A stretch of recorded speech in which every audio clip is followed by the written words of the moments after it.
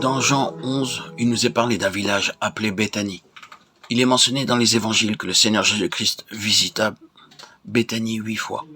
D'après ce que nous avons lu dans les Écritures, il n'a jamais passé une nuit à Jérusalem.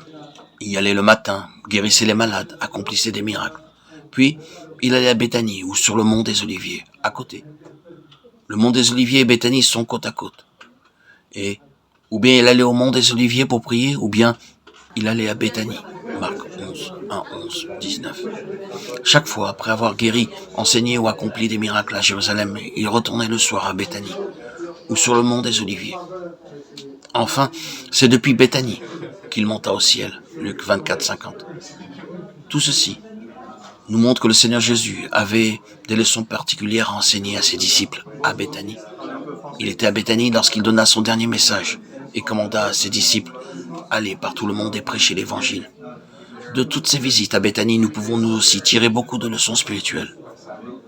Le mot Béthanie signifie « maison de figues ». Dans la Bible, les figues parlent de santé. Ésaïe dit « prenez une masse de figues ».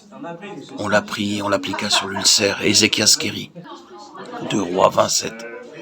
Le roi Ézéchias était tellement malade qu'il était près de la mort. Au dernier moment, Ésaïe vint et lui dit de mettre une masse de figues sur le mal et il guérit. Dans 1 Samuel 30, 12, nous lisons aussi qu'un Égyptien était presque mort de faim, sans nourriture depuis 3 jours. Et ils lui donnèrent un morceau d'une masse de figues sèches et 2 masses de raisins secs.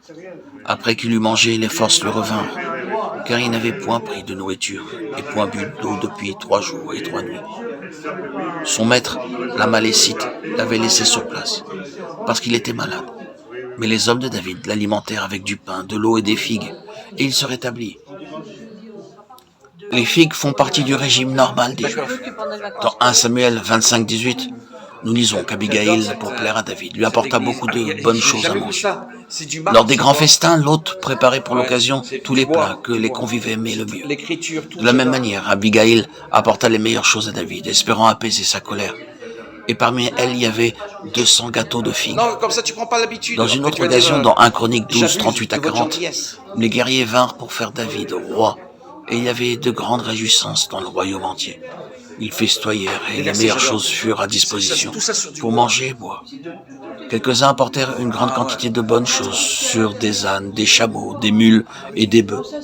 Il y avait de la viande, de la farine, des gâteaux de figues, des grappes de raisin, du vin, de l'huile, des bœufs et des moutons en abondance. Dans la maison de Dieu. Parmi ces bonnes choses, il y avait des gâteaux de figues. Quelqu'un quand même. Ceci montre l'importance des figues pour les Juifs, pour festoyer aussi pour la C'est la santé. première église que je vois. Béthanie, la maison des figues, est aussi la maison de santé. Vous êtes pas vraiment beaucoup. Le Seigneur Jésus-Christ est venu dans le monde pour nous apporter la vraie santé. Tous les hommes sont malades du péché, et la maladie du péché ne peut être guérie. Les autres maladies peuvent être guéries par divers traitements, mais la maladie du péché ne peut être guérie par de tels moyens. C'est pourquoi le Seigneur Jésus-Christ est venu dans le monde pour guérir les hommes et les femmes de la maladie du péché. C'est la vie.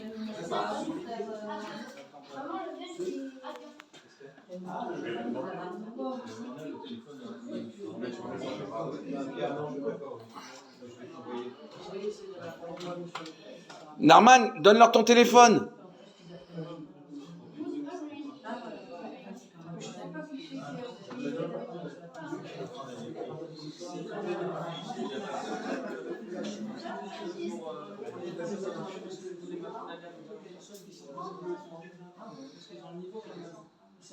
Oui, il connaît pas l'alphabet, c'est pas...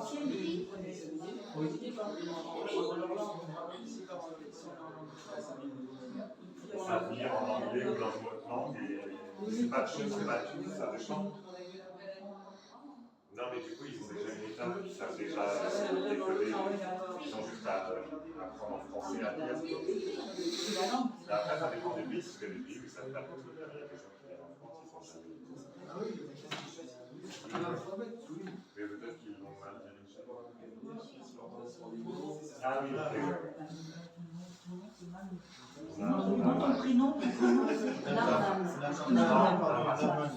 Naaman le Syrien. Vous n'avez pas lu dans la Bible le Tanar, Naaman le Syrien qui s'est plongé dans l'eau, le Jourdain? C'est Naaman. Naaman, voilà. En hébreu, on l'appelle Naaman. Ah oui, ah, c'est ça, oui.